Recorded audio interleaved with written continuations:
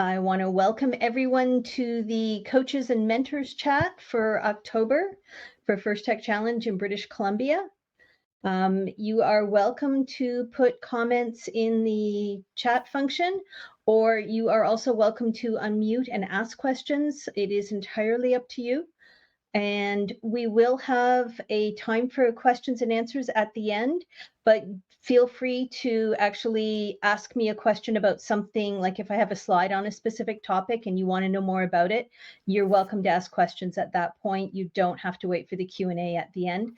That period is more for you, for any coaches and mentors to ask questions about things that I didn't cover in the presentation. Tonight, we will be talking about events this season, team registrations, Rev Hubs and equipment, and Q&A.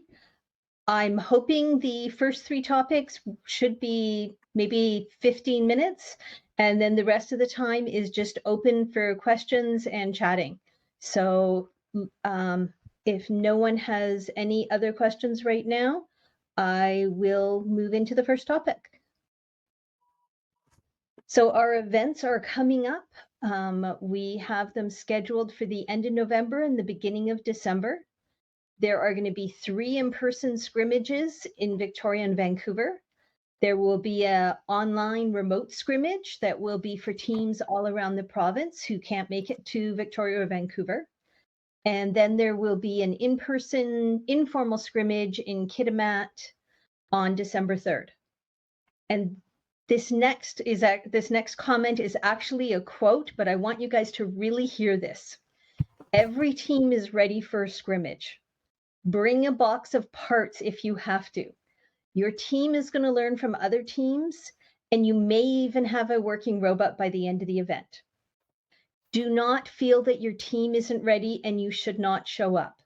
The best way they're going to learn is to actually get them to the event, and there's no question that the other teams are going to surround your kids and help them get something working as best as they can. And the nice thing about a scrimmage is that the scores are not going to carry forward. So even if you only manage to compete in one match at the scrimmage, that's okay. It will be still an opportunity for your teams to learn. So please try really hard to get your teams to their first scrimmage. It is the best learning opportunity they will have this season. This year we are planning for qualifiers, and the top teams will be invited to the championship event.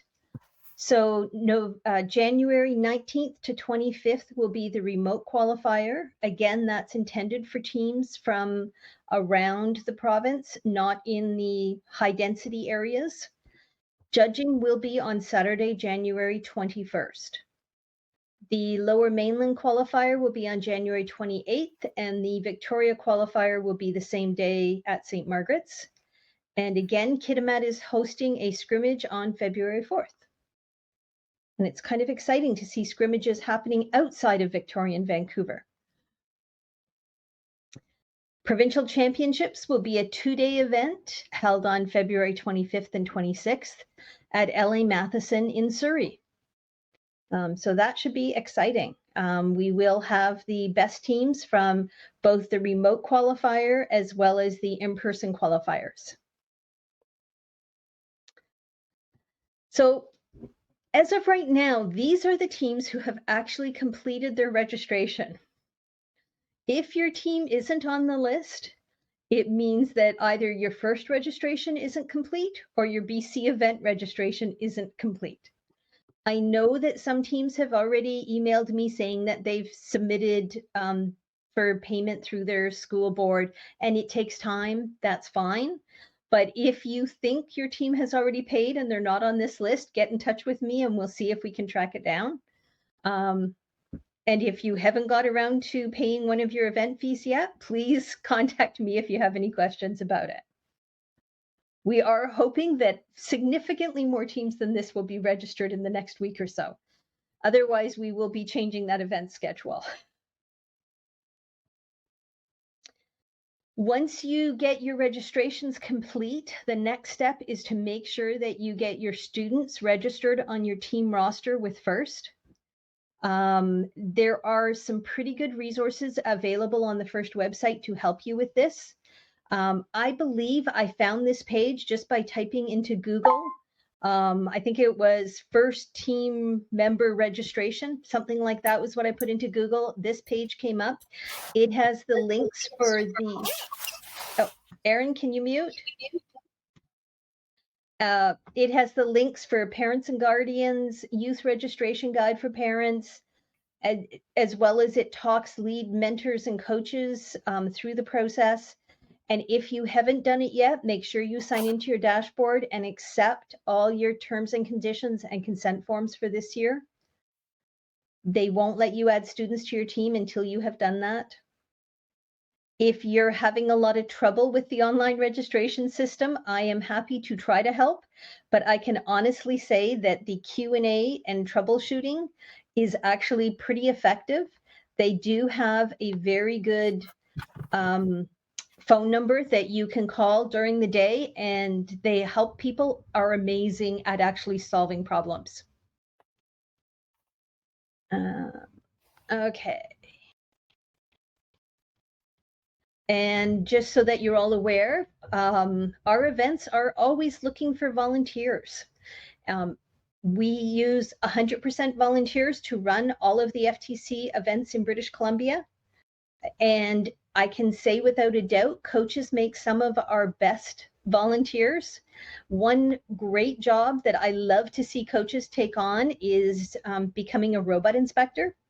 It is something that happens before the matches. So even if you volunteer as a robot inspector, you will be completely free by the time your team is actually competing in matches. It also means that you will have a much better understanding of what needs to happen for your robot to pass inspection. And the more people we have doing the inspections, the faster we can get all the robots inspected and get towards playing for matches. There are lots of other jobs that coaches can take on if they want to. Some of them are things that we do before events. It can be anything from team communication. It can be helping with the actual setting up of the events. Volunteer coordinator is actually always a role that somebody can take on that actually doesn't have a lot of activity the day of the event. So if you know people who you think might want to volunteer, please send them to the FIRST dashboard. They can choose volunteer and event volunteer. FIRST has some pretty good training videos for people who aren't sure what different roles are or how they could get involved. And I'm always happy to answer questions. We have a new volunteer coordinator in Vancouver who I'm hoping will get up to speed shortly and be able to answer questions and help volunteers with the FIRST volunteer system. If you know somebody who's volunteering, it does help if you either send me or the volunteer coordinator an email, mostly because we have had people go into the FIRST system and never show up on the list of potential volunteers for our events. So if we know we should be looking for a specific person, it does make it a little bit easier.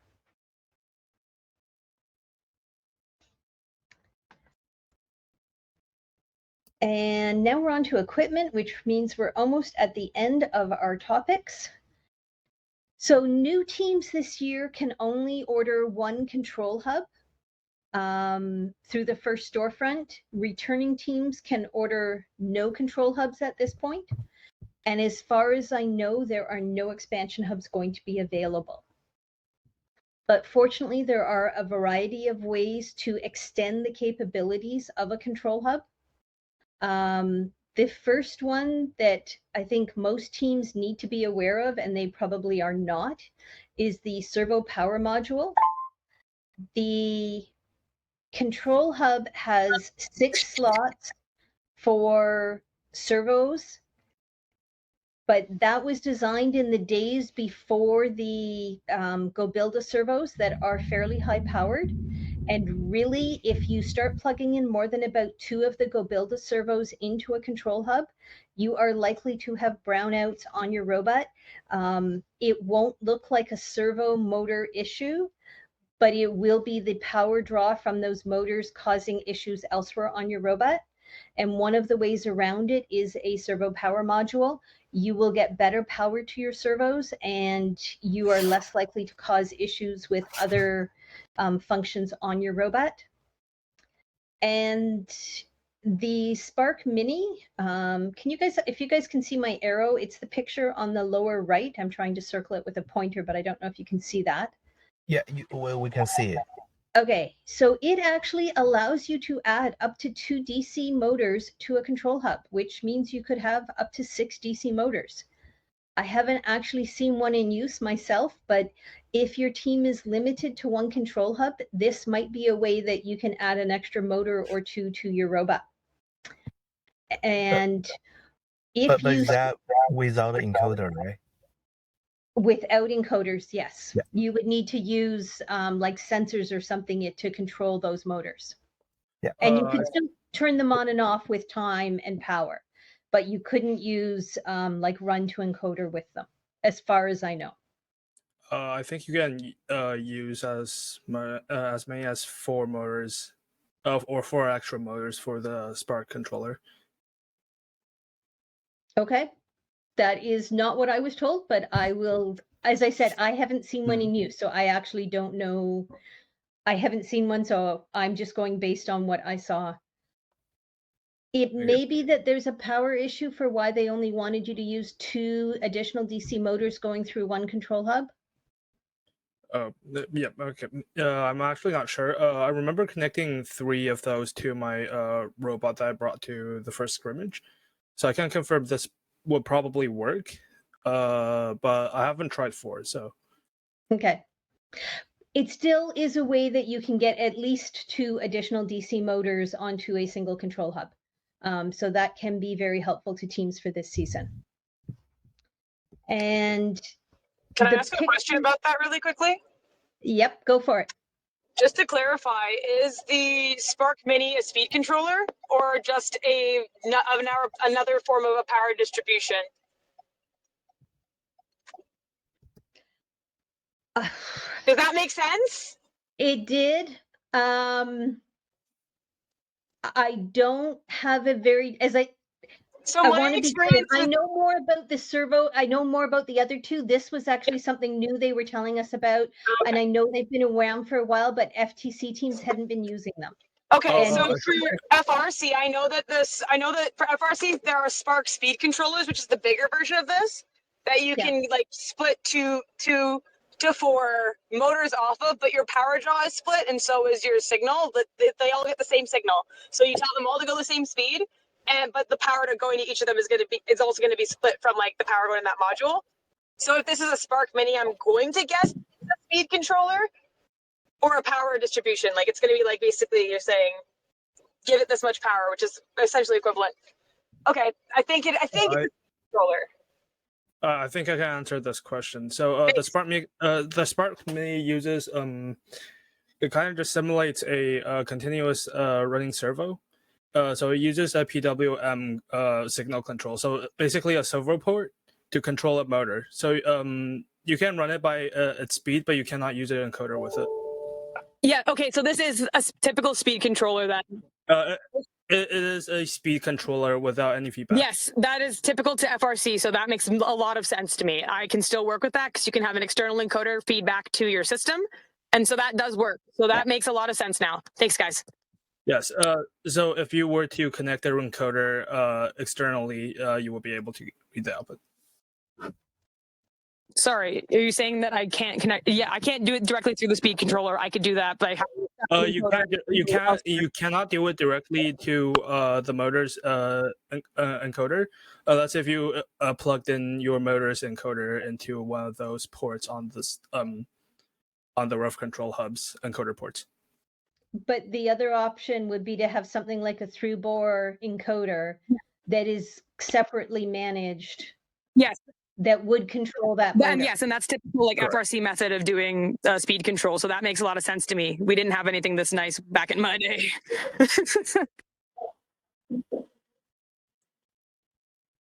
Okay, as you start adding these additional modules onto your robot, you're very quickly going to discover that they all plug into the power port, of which there is only one spare power port on a hub. And that's why you may want to look at a power distribution block. The picture here is of the Rev one, but there is GoBuilda and Andy Mark has one, and there could be other ones as well. As long as all it is doing is distributing the power, you are not limited to which brand that you use. If it has additional functions on it, then you probably couldn't do it. If you stay with Rev, GoBuilder, or Andy Mark, you should be fine. But this actually does allow you to plug in both the Spark Mini as well as the servo power module. If you've got a blinking for your LEDs on your robot, there's a whole variety of things that can be added to your robot with a power distribution block. And it sounds like that one made sense. Yes, it did. It makes sense. Okay. Spark Minis may be sold out at Rev, but I think the last time I looked, if you look at Rev Robotics Canada, they were still in stock. And they may have sold out fast, but I was checking earlier, I might have been on the weekend, and they were still in stock in Canada, but they were sold out in the US. So that's kind of a bit of a bonus for us. For clarity, Finally, we got a bonus. is there Fun. is this the reason for needing the Spark Mini and additional power distribution to do with not being able to get expansion hubs as well as not being able to get control hubs? Correct? Most teams that have a control hub and an expansion hub probably do not need any of these devices. That's what I figured. Thank you. Okay, there is some rationale for using the servo power module. Even if you want to put 8 GoBuilda servos on your robot, even with a control hub and an expansion hub, you should have a servo power module for them. Much agreed. Much agreed. Yeah. I just confirm. Unfortunately, Robotic Canada is also out of stock. No, sorry. They were in stock when I looked recently. Yeah, unfortunately. I think a lot of teams are trying to figure it out. Yeah. And as a note, if your team urgently needs to replace a control hub or an expansion hub, please contact me. This isn't an offer to let you get a backup module. This is an offer that if you don't have a working control hub and you have an event this weekend, we'll make sure that you have something that you can use for this weekend.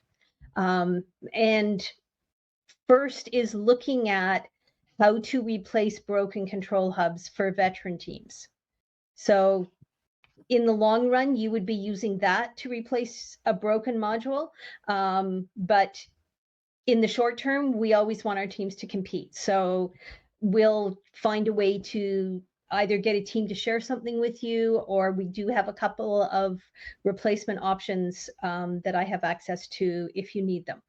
So don't use that as a reason for your team to not show up at an event. Just send out an SOS to us as soon as you know there's something wrong with your control hub or expansion hub. We always want teams to be able to compete whenever we can possibly help them to do so.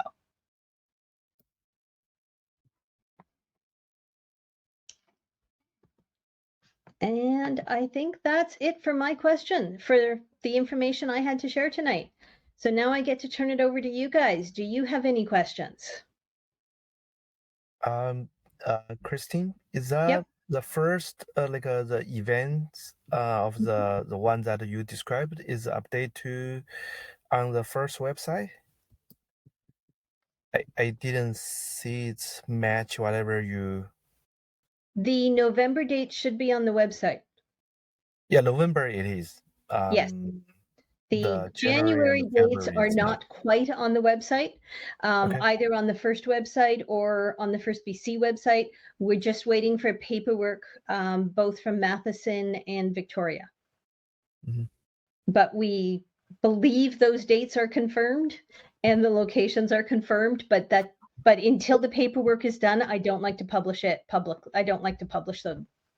Sure. Is there a reason that my kid at mat scrimmages, you guys aren't disclosing our lovely location? It was just, to be honest, I've already sent in the request to get it added for the single day scrimmages. Correct. For the remote scrimmages, it won't have a location Yeah, on that it. is correct. I just wanted to make sure, because even here they say kid at mat scrimmage, and I'm like, I promise we won't have you guys on the ice rink. No, actually what it is that's a cut and paste from the website. So the fact that it was a mistake on the website meant that it got added to the slides here. Got it. All right. And just for awareness for anybody who was considering coming this way, I'm also looking at the hotel discount. That also counts for like our FLL kids too. So just something in mind. Okay. Carrie is asking, are the teams competing at each of the event in November confirmed? Actually, Carrie, if you look at this list of the number of teams who have actually completed their registration, you'll know why we have not published a list of which teams are competing at which event. Okay. I can tell you that your teams were assigned to the Saturday. Okay. I swear our PO has gone in. I'll send an email and check with finance tomorrow to see what's happened or where the check has gotten to here. Yeah, at this moment, I think we only have 2 Vancouver teams confirmed. Oh no, 3, sorry, of the 19 who will be competing on those 2 days. So my 2 Caledonia teams, so 19-7-67 and I think it's 222-75, that are both out of Caledonia here. They sent in their paperwork last week while Kelly was away. So they have paid their registration, but you wouldn't have seen it all through yet. Like it wouldn't have gone through in time on our end for you to see that. So they did put that in, so you're aware. Yes. And like I said, I know some teams have reached out to me and said that we've submitted the request for payment. It can take a few weeks. It's fine. But it does make it, when you guys want me to publish lists of which teams are at which events, I can't do that until we get at least half a dozen. 6 is the minimum before I can put up an event. So as soon as like Carrie's 7 teams come through, we will at least have 7 teams to compete on the Saturday in Vancouver. If you need to switch everybody to the Sunday, actually, we would be okay with that. So we have some flexibility there for if you need to move things around. It's up to you on that one. I'll get back to you on that, but thank you for the offer. That's for qualifiers, right? Pardon? You're talking about for qualifiers, the confirmation lists?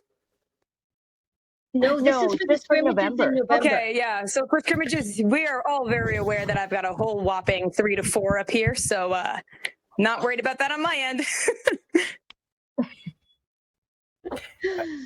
Yeah, I think for the November, it's of course it totally depends on how many teams registered. That we need to consider the capacity at St. Patrick's as well. Yes, we are actually capping both of the events in Vancouver at 10 teams for the scrimmages. So we'll have a maximum of 10 on Saturday and a maximum of 10 on Sunday. So you wanted to get in there, acting quick. That's like me. My team is not paying that registration fee as well. Just remind to myself. Now, on the FLL qualifiers, is that the same weekend as the FTC qualifiers in January? No. They're the weekend before? I believe the FLL qualifier is the weekend following. Okay, so they moved it to the 4th.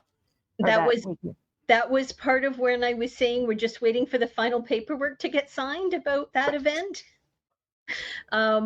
Because the remote event is the weekend of January 21st, we didn't want to have the in-person event at the same time as the remote event. So we started bumping events around to try to make everything fit. That's amazing. That's actually, that sounds perfect. I would love it if it was the 4th. As of right now, the FLL event will be on the 4th. The remote there will be a FLL event in the Yukon on the 21st, and the FTC remote event will be on the 21st, and then we'll have the in-person events on the 28th. And there's also the in-person FLL qualifier in Kitimat, but ours is actually in December because of the fact of where we are, and fundraising to send a champion down is going to be hard on my young ones. Yeah. And to be honest, the fundraising issue was why we are running the remote qualifier ahead of the in-person qualifiers. We wanted to give the teams that have the furthest to travel the extra week to do fundraising. We didn't want to put them after the in-person qualifiers. They would have only had like 2.5 to 3 weeks to do their fundraising. This gives them a full month. So we tried to look at a whole lot of different things when we were choosing those dates.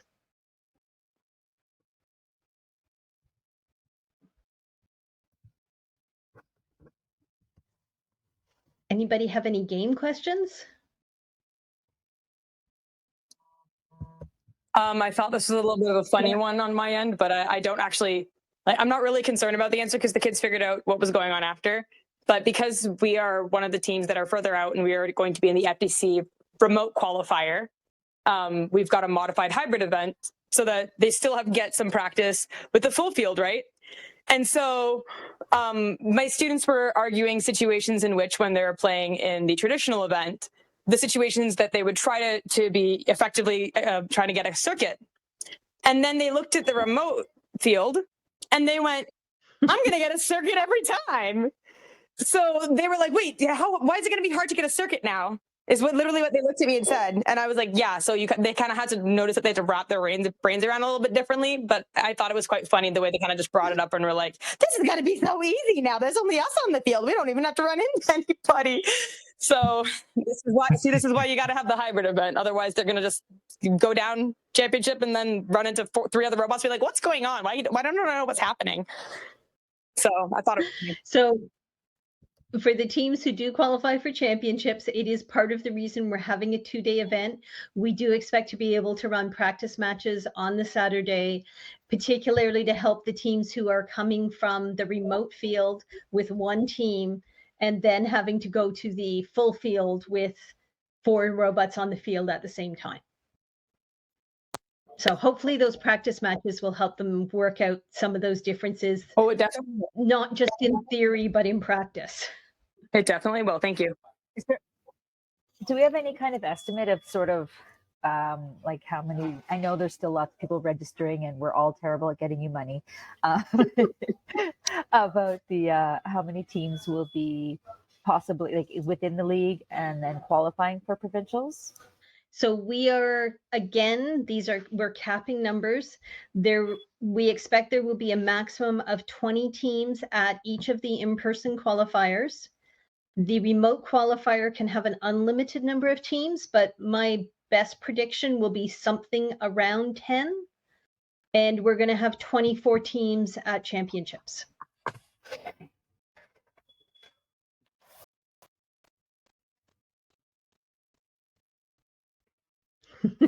I got a nice thumbs up on that one.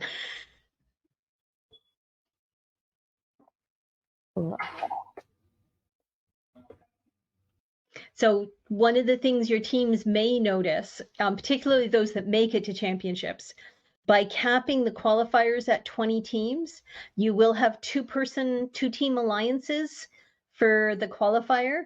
And then when you move to championship, where there's 24 teams, we'll move up to having 3-team alliances for championships, for the elimination matches. So just for a little bit of clarity on that, for those teams who qualify this year coming for the provincial championship, and they went, for example, last year to your provincial qualifier, they're going to kind of have a pretty good understanding of what that selection process is going to be like. But you're just saying that the scrimmages and leagues before them will be smaller. Is that correct? Yes. Thank you.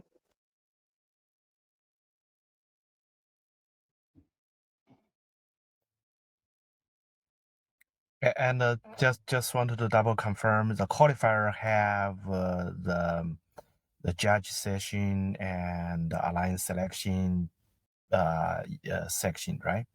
Qualifiers look a lot like a full championship event. They're not quite as dressed up as a championship, and the trophies aren't as nice.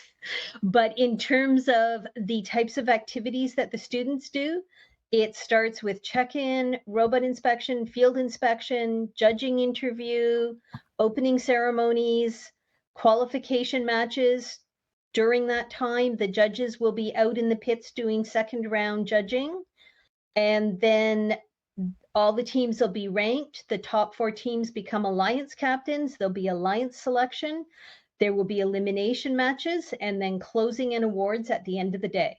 It is a very busy day. I'm going to ask this now so that it's in your head, Christine, for the provincial championship. Yep. Last year, because it was a one-day event, we ended up kind of doing like AV run-through stuff like Saturday morning, which I found was an issue on my end.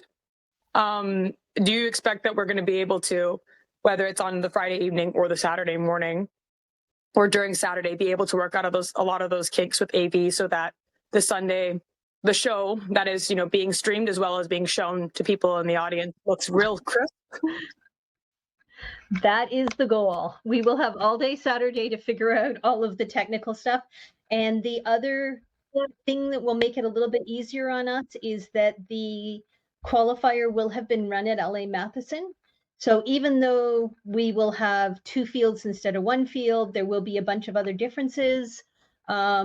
We should have some experience with getting the technology set up for the streaming, for the AV, for the microphones, all of that stuff. Hopefully we will have some experience and it will go a little bit smoother this year. Okay. It's a rehearsal. Yeah, the qualifier is the rehearsal for championships. So I'm going to make my request that I've got a whole 2 already. I want to be able to mute my mic myself because that didn't work last year. And I kept having to do some weird dance moves to get my mic turned off. And if by any chance, if we could do it, a GAMC walkthrough before the stream starts, I showed up and they were showing 3/4, 2/3 of the field, and stuff like that. And just kind of making sure that we're having the same AV team that's there for that walkthrough, that 2 or 3 members are also still there that entire day the next day. Because I had an issue where I think it was Barish manning the whole thing, and then he had to get taken away. But then, the other guy he was working with, for example, got taken away, and there was one person doing 3 jobs, and they don't have enough hands. And so if we could just make sure that if we're gonna have people in shifts and stuff, that your MCs and GAs are aware of who's supposed to be where, because I couldn't even turn off my own mic to talk to my AV team to see what was going on. So that's kind of a discrepancy and an issue. If I could turn off my mic, I can help a little bit.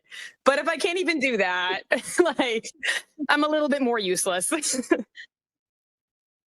Well, we are hopeful that many things will work out smoother than last year. I think it's also fair to say that last year, all of us were very out of practice at running live events.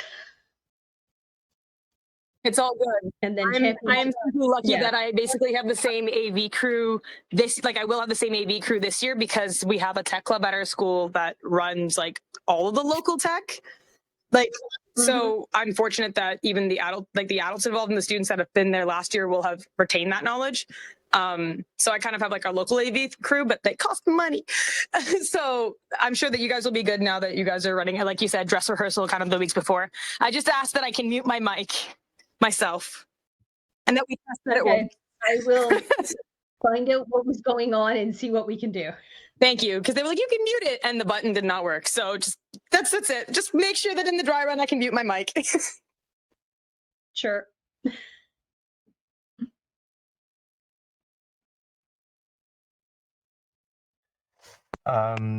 Christine, Carrie is asking, is the vaccine requirement is again this year?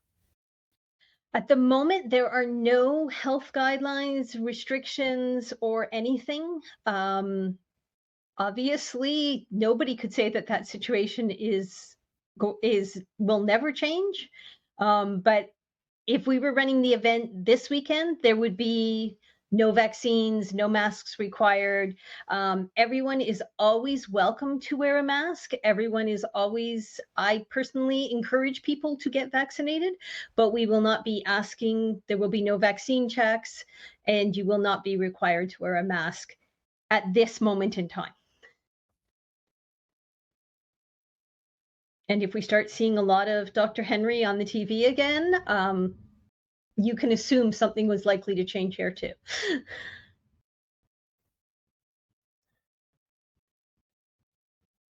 But let's all hope that things are looking up and vaccine requirements will be something that we'll be laughing about in a few years and saying, gee, do you remember when we had to?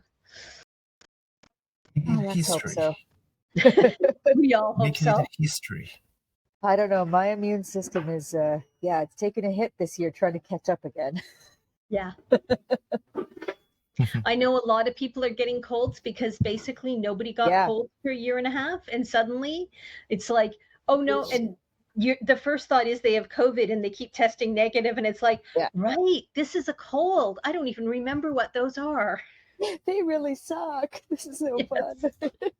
I will say, that's me working in schools with that though, at least a lot of the students, because they want to be in school and they don't have COVID, they tested, negative. They actually are a lot more conscious of their sneezes and their coughs, and they're not just going to like sneeze into you and hug you and like wipe their coughs into you. Yeah. So at least there's kind of that little bit of an element of they're a little bit more health conscious when they're feeling sick. Yeah. So that's been a bit of a bonus.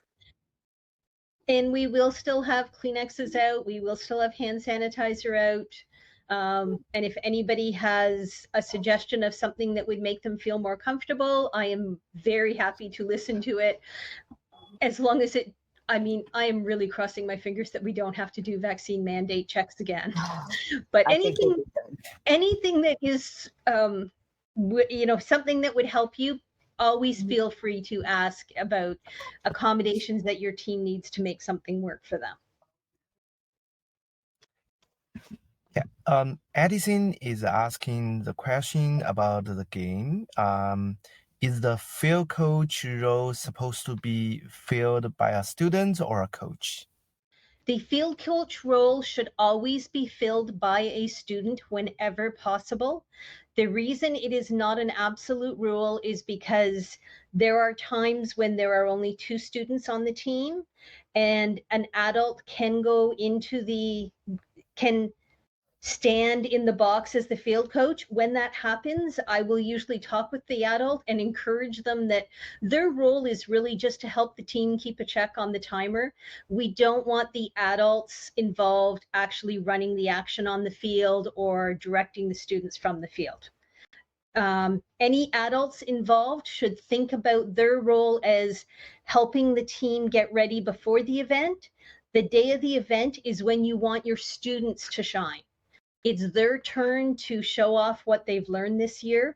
And in particular, you want the judges to see your students showing what they've learned this year, because the judges do watch matches, and it is definitely a mistake for the judges to see adults directing the students. So it is possible for an adult to take on the role of field coach, but if you have students available on your team, one of them should be doing it.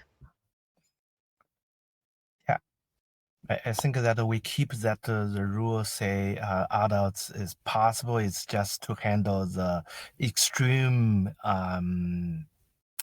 cases, right, Christine? Okay. Yeah. So, and again, like if the morning of the event, you expected to bring a team of 6 students and 4 of them are all at home coughing and sneezing, and you only have 2 students there, yes, you can have an adult go stand in the box and help the kids keep track of the time, because that is the one thing that the drivers have a terrible time doing, is knowing like, oh, we've got 10 seconds until end game, things like that. Fair enough. It happens, but you don't want there to be a group of 10 students in the crowd cheering for the team and an adult standing in the driver box. So Edison, I know who Edison is. Sheep Robotics, one-man team, correct? But he's an alumni now. I'm so excited. I know he is. My frogs and sentinels have kept up with him. So, Edison, if you think about it, as a student, you were able to stand in that box on your own, and think about the kinds of things that you were able to do on your own to be able to support your ability to do that, and encourage your students to be able to take similar steps, right? So you recognize that, there was a lot of things that you could kind of get yourself ready for, knowing that you're going to be the only one standing in that box. How can you support your students if you're only going to have a driver and an operator, or for example, have maybe you've got a robot controller and a drive coach if you've only got 2 students, as an example, right? As you know, filling all of those roles, there's many different ways to fill it if you've got even one other person. Yeah, I was just kind of confused because the first scrimmage I went to had I think one of the teams had a parent in there. It was it got a little bit heated, so I was a little bit confused. Yeah, so you are allowed to have an adult. We strongly discourage having an adult, so that's pretty much it. All right. Okay. Thank you. Somebody was asking about the difference between First Inspire's dashboard and FTC scoring. Christine, do you want to try and take that one? Yep. I was just waiting to see if we were done on the field coach role question. So if this is Lisa's question, you were actually asking about for machine learning. If you go into FTC scoring, let me back up for those of you who aren't aware. So the dashboard is when you go to firstinspires.org and you sign into your dashboard, and you have the information about your team registration, the first storefront, adding students to your team, or you have the information about volunteering for events. Separate from that, you can then go to what's called FTC scoring. And once you're signed in, you would type in FTC-scoring. Mine comes up as soon as I do that. I'm just trying to bring up the actual URL for it. Sorry, my computer was misbehaving on me. And from the FTC scoring software, you can do things like run practice matches with the actual sound effects and timing clock that you see at a real event. And there is online scoring available through the FTC scoring. In addition, this year, the actual machine learning for TensorFlow is being handled through FTC scoring. And it's a opportunity for your students to actually upload the models for the Google TensorFlow model training. And if you go into FTC scoring, there is an option to add roles. You should be able to add a team member to your team. And you can also make sure that both adults are on the team. When you add a team member, my understanding is, will have full access to everything. You can also add a team member who is basically viewing only. And so that would be if you want a student to be able to go in and, for instance, see the scores that your team has submitted at a remote event, but they wouldn't be able to actually add scores to a remote event. So some teams don't want the students to actually have the ability to add or change things. Other teams, there may be like a team captain who takes that role, or a field coach who takes that role. And so you can actually add students in 2 different categories. And so if that didn't answer your question, can you unmute and ask it again, or type it in again? No, I think that did sort of go in line with what I experienced. I watched a little YouTube video by another team called P Cubed Pandas or something, and they made a little YouTube video about doing it, and it was very useful. But the problem was I did all those steps and I added my student, but he's still not able to get on to the machine learning component. Like, his name is on there. Okay, so just a second. Is he registered on your team for this season? Yes. Okay. And I use, I'm just maybe, all the consents are signed and everything? no, his mom hasn't done the consent one. I have sent the email. So maybe that's the reason why then. Usually first has little hiccups in the system Okay. that if all those consents and terms and conditions Right. are not signed, you cannot get access to things. So Okay, that makes sense. I've never heard that about the machine learning functions, but I would Right. not be at all surprised if that is true about just because until you are fully on the team, they won't give you the additional accesses that you want. Right. And they use the email and password from logging into their own dashboard, correct? That's correct. Okay. And so if The they other use thing I a was thinking is different maybe email it's his address, they mom's won't. email. Pardon? Because a lot of the kids joined when they were 13. Yep. And so their parents made the dashboard. So I don't know.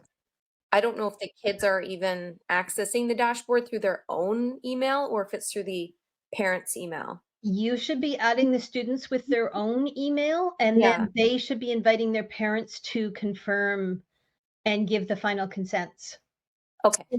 I'll give that a try. Thank you. And there's no reason they can't create an ID for themselves. And like, even if you have to go through and delete them from the team and then add them again with their proper ID, that works just fine. Mhm. So Okay, something thank on you. my end, because of where I live, like some students won't even have phones. Some students will barely check their email. It's kind of hard to keep in contact with a lot of them. So I had a similar situation to you, Lisa, where I had one student that like you can't, like it's nearly impossible to get him on a device even when there's a computer sitting right in front of him. And to get him into the system, we did, his mom ended up doing everything through hers. But then when he, like in person, they wanted to see like FTC scoring come up. Like he would sit next to a student who had the login, or like if he wanted to check it at home and he was with his mom, she would load it up on the computer. So if it, like you said, if it's the student that their parent has signed on to it for them, you can still do that if because if the parents got like the login and the password and they're willing to share it with their student, usually there's kind of like a little bit of communication there. But like Christine said, if they are willing to take the responsibility of inviting their parent in, I've had a lot of issues with that on my end with the ages my students are at. I get like some of my older ones who will do it and I can get their parents' consent. But the best way I've found to kind of get both is like all my students sit down and do the registration so they know what the process is like. During the parent meeting, all the parents sit down and they do their half, and then everyone's consent release forms are all done and signed, and I don't have to worry about it for my event. That's this year, not last year, Christine. Last year was a mess. It's okay. I know that it can be a challenge for teams to get all of that done. That was one of the reasons why I showed the resources earlier. There is a lot of, I don't want to say that it's spectacularly easy to do because it is not simple, but if you look at some of the guides that are listed here, they have screenshots, they've got little arrows telling you where to click. And as I said, that 1-800 help number, they will walk you through it. They can even like watch your screen as you're doing it and tell you what you've missed. And first is trying to make it easier, but we do have to be aware that it is being used all over the world and it is not going to be a completely simple system. They keep telling us it's getting better, and truthfully, it is much better than it was 5 years ago. I can say that with complete honesty. It was horrid, and it is now just, yeah, I don't want to say bad, but it's still not simple. It's at the point now for me where like when I joined, I did not know how to use the website because back then it was STIMS.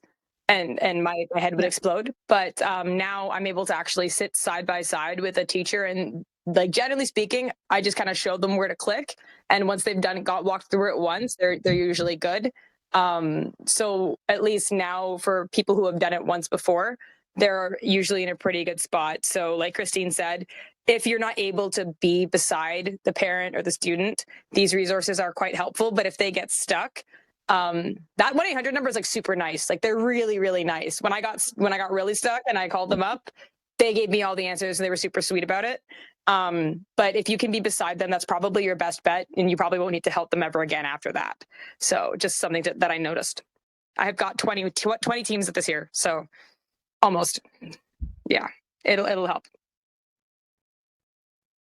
Here's a question. Has everybody found the game Q&As this year? Ha. Yep. No. Okay, so I am absolutely terrible about actually knowing where anything is. So you will It's see that all I do is type in something into FTC dash QA. Yeah, but it's easier to tell people just type it into Google and they'll find it.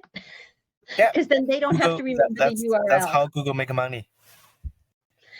They only make money if you click on the ad once.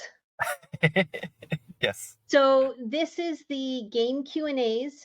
So basically teams around the world ask the game design committee and the referees questions.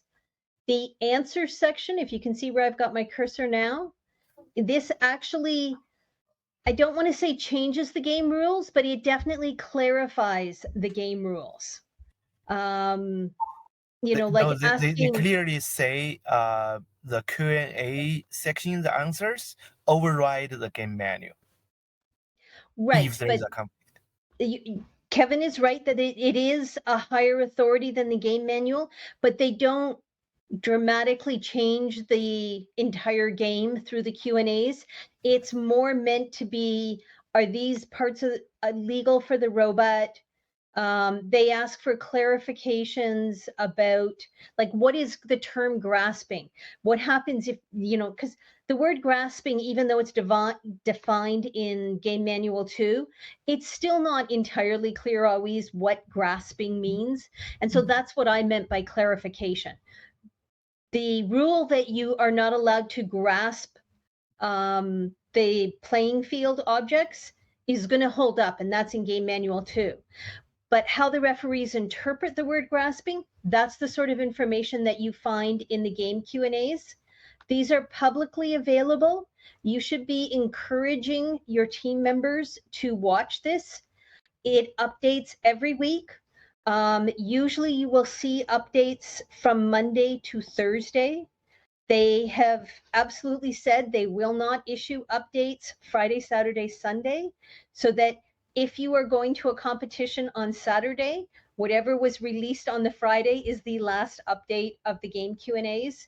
But if the refs should be up to date, but there are times where the team members have a better understanding, and they can, that is actually one of the resources you can take to the question box during an event and actually show the referees, well, this was the definition in the Q&A. We feel we've met that definition.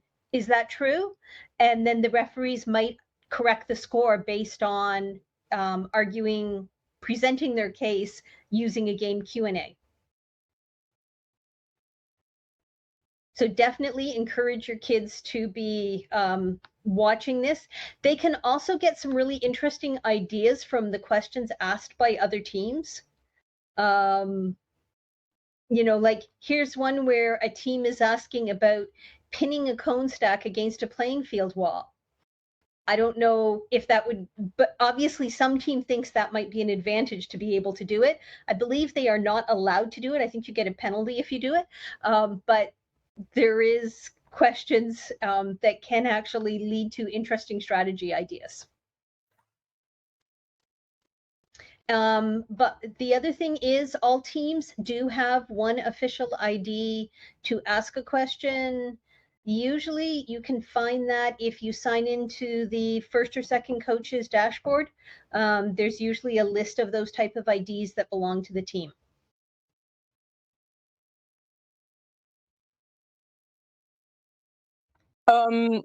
On that, I had an issue with this last year and still do. I am technically lead coach mentor too for my teams, for all of them, and I am usually like the point of contact, but I can never get into these Q&A systems. I can't get in for any of them. Do you have to be lead coach or mentor one? Well, the point is, lead coach or mentor can just sign in with you and give you the ID and password. It is not their own ID that is used. So it's separate from Well, I am lead coach or mentor too on all of them, but you're saying it's a separate ID from our dashboard ID. Yes. Okay. I So if believe you- I didn't try it myself, but I believe it's the first people registered FTC QA. That will be your. I think the one team is only allowed to be one contact to officially supply questions. There is only one contact allowed, but it is usually not the ID and password that lead coach one uses to sign into the dashboard.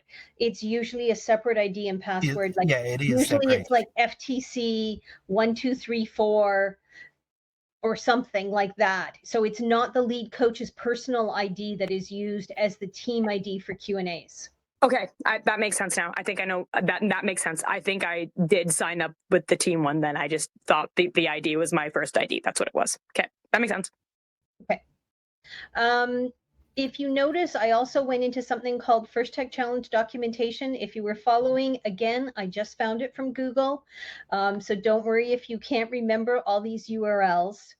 There is a lot of really useful information on this page. It's got links to all different types of documentation that you might need. And it's everything from game manual to setting up the playing field, programming resources, team discounts. It's just becoming sort of the go-to place for finding the type of information that you might need as you're helping your system. So for people who are busy and can't be bothered to figure out the first website and find all the resources that are available, if you can remember to go to FTC Docs, chances are you will find the direct link to what you're looking for right here.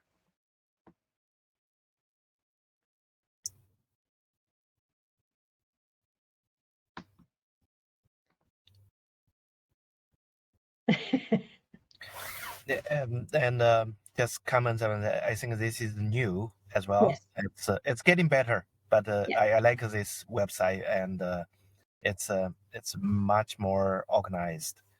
Yeah, I just wrote in the chat and said that this particular set of documentation has been way better than a lot of things I've seen over the years. So I'm really happy with this, and it's been helpful on my end. So yeah. And, you know, as Kevin noted, it is new this year, so I'm not an expert in it. I'm actually just curious. I saw this next one and I'm like, I haven't clicked on that. So you can, oh, and it even has a link to the official game Q&A right on the top of the page. So I was just curious to see what there's all kinds of stuff in here. Hopefully you will find some of it helpful. You know, coach resources are here. Team resources, updating components. I'm guessing, yeah, this is about the Rev hardware client. If you need to update either your control hub or your driver hub or something. yes, I'm simply going to say yes, because that took me a lot to find last year. And I think I saw Edison in the chat saying the same thing. If I had this last year, like I wouldn't have had a week of trying to figure out all of these updates before my event. So this is wonderful. So for those, I have said this and I try to say it in every email. Please always feel free to send me a question. I don't always answer immediately, but there's a lot of times where I'm online and I can get back to you pretty quickly and just send you a link. Or, you know, a couple of years ago, we all had to update hubs using stuff from the Google Play Store. And so as we were transitioning to the Rev hardware client, a lot of teams were like, the apps are gone. How do we ever do this? And they would show up at events without ever having sent me an email saying, you know, I can't update my hubs. And all I had to do was point them to the Rev hardware client. So please always feel free, if you're panicking and you're not sure how to find what you need, send me a quick email and hopefully I'll be able to get back to you with the direct link that you need. But I am still encouraging you to try typing in a few keywords into Google and seeing if it just magically appears. Because that is usually my favorite way of finding a resource I'm looking for, but it does help if you know the name of the resource you're looking for. So, you know, I can always pitch in and help with that. Don't spend a lot of time hunting for stuff that you know is out there and you just can't find.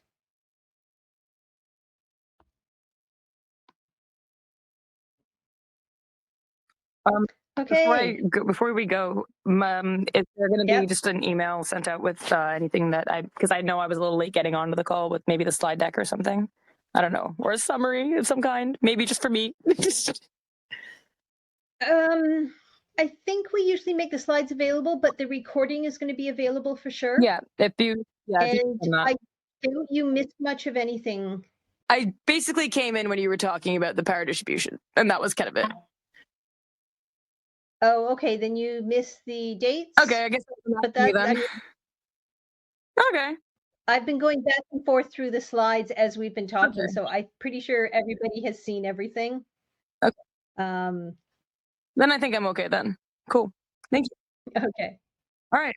Okay. Does anyone have any final questions before I stop the recording? Not on my end. Thank you very much. Okay.